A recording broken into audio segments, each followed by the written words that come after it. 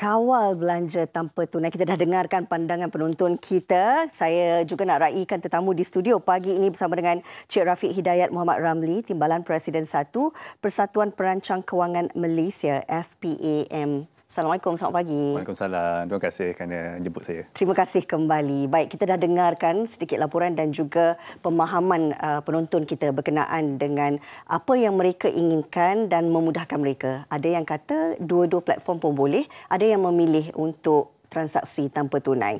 Saya nak ambil satu statistik ataupun kenyataan yang dikeluarkan berkenaan dengan 7 daripada 10 individu di Malaysia yang sebenarnya memilih platform pembayaran transaksi tanpa tunai ini. Kalau kita lihat, ia membawakan kepada jumlah majoriti yang besar yang memilih transaksi ini, Cik Rafiq. Dan ini menunjukkan ada perubahan dalam urus niaga jual beli dan juga bagaimana platform ini menjadi keutamaan ketika ini. Soalannya, adakah sebenarnya ini satu petanda yang positif untuk kita sebagai rakyat Malaysia bersedia sebagai cashless society ataupun masyarakat tanpa tunai? Okey, seperti yang kita dengar tadi dalam rakaman tadi, salah satu sebab kerana masyarakat kita berubah kepada tanpa tunai adalah disebabkan pandemik COVID-19. Betul. Kerana kita nak kurangkan kontak, sentuhan. Jadi disebabkan itu kita menggunakan teknologi untuk membuat transaksi. Yeah. Okey, tapi sebelum saya nak pergi kepada tanpa tunai, kita pergi pada definisi dia dulu. So tanpa tunai ni maksudnya kita tak guna duit tunai lah. Tapi dia bukan saja e-wallet. Dia termasuk pembayaran atas talian, termasuk kad kredit, kad debit dan sebagainya. Yeah. Sebab saya semalam bila saya dapat poster, saya ada share juga dekat saya punya laman Facebook. Okay. Dan ada juga yang tanya, pasal e-wallet sahaja ke? So saya kena lakukan pencerahan dululah. Yang dia termasuk kad kredit, kad debit dan pembayaran atas talian, bukan saja e-wallet. Okey, pada pandangan saya ini adalah benda yang bagus kerana dia memudahkan. Tanpa tunai ni ada dia punya manfaatnya yang tersendiri. Salah satunya adalah kalau kita guna tanpa tunai macam e-wallet, kad kredit semua, kita boleh tahu transaksi kita. Kalau tadi macam Hanif cakap pasal kita guna tunai. Jadi kita bawa keluar duit, kita tahu habis duit tu habislah, kita kena pergi ATM untuk bawa keluar lagi. Betul. Tapi tanpa tunai ni semua ada rekod. Jadi kita tahu kat mana kita belanja. Jadi kalau kita nak buat analisa, saya sebagai seorang perancang kewangan, so bila saya nak jumpa saya punya customer atau klien, saya boleh tengok dia punya pola perbelanjaan. Saya tak boleh tahu macam dia belanja sampai beli 20 kasut bola ke dan sebagainya kan. Ataupun ke mana dia pergi. Kerana bila kita cakap pasal pengurusan kewangan ni, kita kena belanja lebih kurang daripada pendapatan yang kita ada. Kalau tak, kita akan mula berhutang.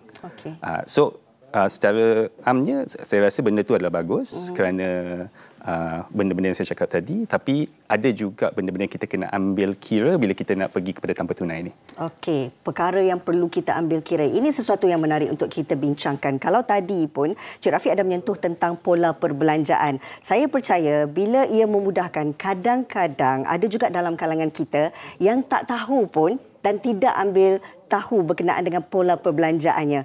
Sebab dah biasa memudahkan cara, kita main tekan saja kan. Dan yang pastinya juga kita nak tahu dari segi manfaat ini kita nampak dengan jelas. Tetapi apa pula kesannya? Dan adakah ia memberi impak kepada pengguna ataupun juga kepada peniaga? Okey. Untuk saya daripada segi pengguna, kita dapat tengok daripada pola perbelanjaan tadi. Kita dapat dia membantu kita untuk mengawal kalau kita tengok kita punya perbelanjaan lah. Tapi kalau kita tengok, kita tak kawal juga, betul tak? Okey, tapi dia sama macam penggunaan kad kredit. Kad kredit tu mudah sebab kita hanya perlu tekan. Tengok bila nanti akhir bulan dapat bil, alamak macam mana nak bayar. Untuk penggunaan e-wallet contohnya. So benda tu mudah juga. Kan, kita hanya scan. Bila habis, either kita top up secara manual ataupun kita top up secara automatik. Untuk saya, nak bagi nasihat, kalau boleh kita fokus pada top up secara manual. Kalau boleh jangan buat yang automatik. Itu bahaya juga. Itu bahaya juga sebab takut kita asyik berbelanja tanpa kawalan. Okey. Tanpa call, especially yang linkkan e-wallet dia dengan credit card. Dengan kad kredit. Itu amat berbahaya kan. Tapi pada masa sama, kalau kita ada e-wallet ni semua, isunya juga adalah mungkin kena scam ataupun kecurian identiti. Tetap ada risiko. Tetap ada risiko.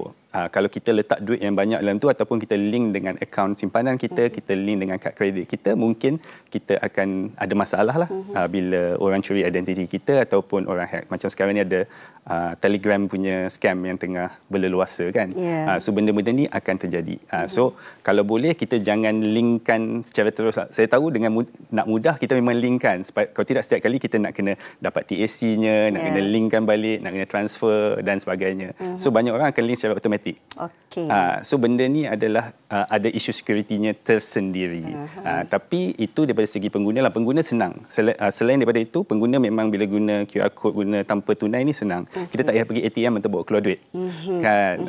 So tetapi untuk pengguna juga bila tanpa tunai, tadi saya ada seorang tu cakap, saya still nak tunai untuk nak derma. Baguslah dia nak derma. Tapi macam saya, salah satu kenapa saya nak ada duit tunai, satu senang nak kawal, dua macam nak bagi duit anak sekolah.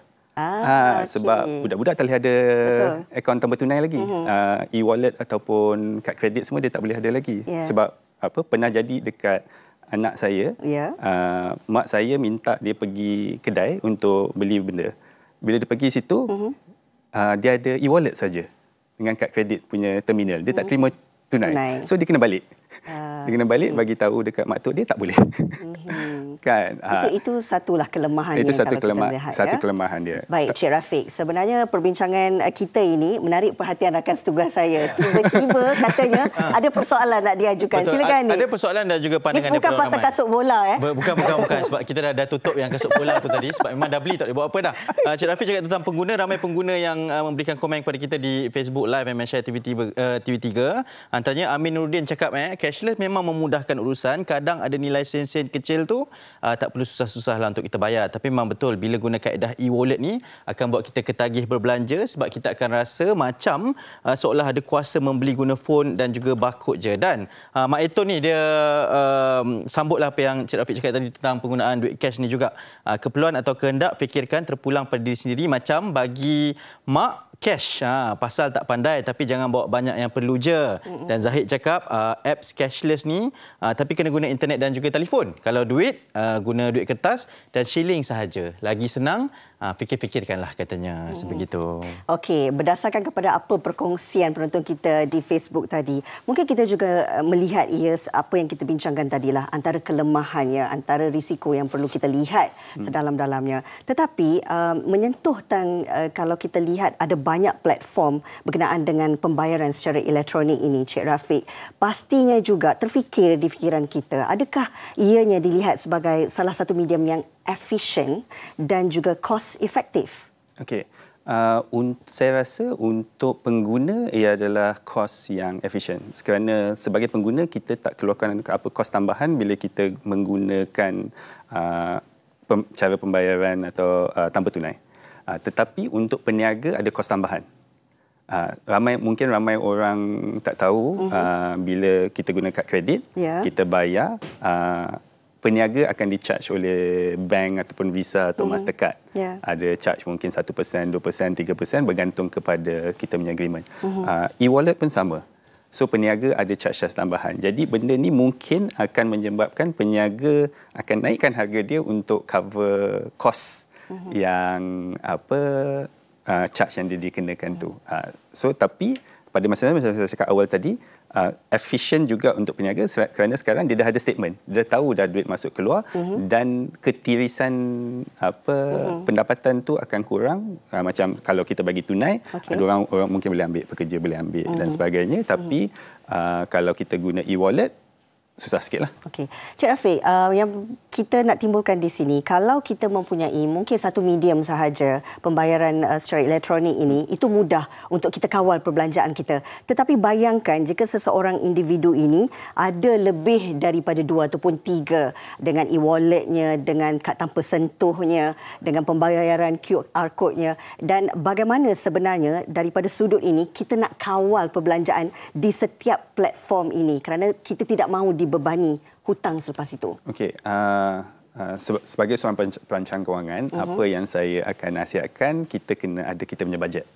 Okey, bajet ni kita kena buat secara tahunan dan kita uruskan secara bulanan. Okey, kita kenal pasti berapa banyak duit yang masuk dan berapa banyak duit yang keluar. Ramai orang dia tak faham pasal benda ni. Bajet ni sebenarnya mudah saja. Okey, kalau duit kita masuk RM5,000, kita kena pastikan duit tu keluar kurang daripada RM5,000. Okey, so tak kisah kita nak guna berapa banyak medium perbelanjaan pun. So asalkan kita boleh ikut bajet tu. Okey, so contohnya ini adalah bajet yang kita gunakan untuk belanja selepas kita tolak komitmen-komitmen macam hutang yang kita kena bayar, semua duit kita nak bagi kat mak bapak, duit sekolah anak-anak semua. Okey, ini duit untuk kita nak berbelanja untuk harian semua. Okey. So kalau kita dah kena pasti kita punya bajet, kan? Kita duit yang lain semua tu terus kita letakkan ke tepi. Kita terus masukkan dalam akaun pelaburan, ke akaun simpanan dan sebagainya. Jadi dengan itu kita dapat mengawal kita punya perbelanjaan. Itu antara benda paling basic yang kita perlu buat untuk uruskan. Tapi yang sedihnya ramai orang tak buat benda tu. Okey. Baik. Di akhir-akhir perbincangan ini, mungkin kita juga boleh memberi kesedaran sebab Cik Rafiq dah sentuh tadi. Mungkin ramai yang tak buat begitu, kan? Bagaimana kita nak wujudkan kesedaran dalam kalangan pengguna, penonton MSI pagi ini untuk mereka dapat ilmu lah bagaimana cara untuk mengawal perbelanjaan ini melalui pembayaran ataupun transaksi tanpa tunai ini. Ilmu dan juga kesedaran itu. Macam saya cakap. So, bila kita guna tambah tunai ini, salah satu kelebihan dia ialah kita dapat tengok balik kita punya transaksi. Jadi bila kita gabungkan dengan kita punya persediaan bajet yang tadi tu, jadi okey, kita dah tahu okey banyak ni kita boleh belanja tiap-tiap bulan dan kita kawal, kita tengok okey, so kita belanja RM1,000, kita ada kita tengok betul tak transaksi kita RM1,000, pergi ke mana semua. Dan kalau kita masih menghadapi masalah dan kita kena tengok balik macam kenapa kita belanja macam ni? Apa menyebabkan kita belanja sebegini ni? Kalau kita masih tak boleh nak kawal, dan kita cari orang yang boleh bantu kita kawal. Contoh macam perancang kewangan yang berlesen supaya dia boleh bagi nasihat untuk ni. Tapi kalau siapa-siapa nak tahu di mana dia nak cari perancang kewangan yang berlesen, dia boleh pergi laman web smartfinance.com. So di situ dia boleh tengok semua yang berlesen lah. Okey, baik. Terima kasih. Saya kira hari ini secara lengkapnya kita faham walaupun kita ada pelbagai medium pembayaran secara elektronik ini, dia sebenarnya bergantung kepada disiplin diri kita sendiri untuk kita kawal perbelanjaan kita. Terima kasih kita nak ucapkan kepada Cik Rafiq Hidayat Muhammad Ramli, Timbalan Presiden 1 Persatuan Perancang Kewangan Malaysia FPAM.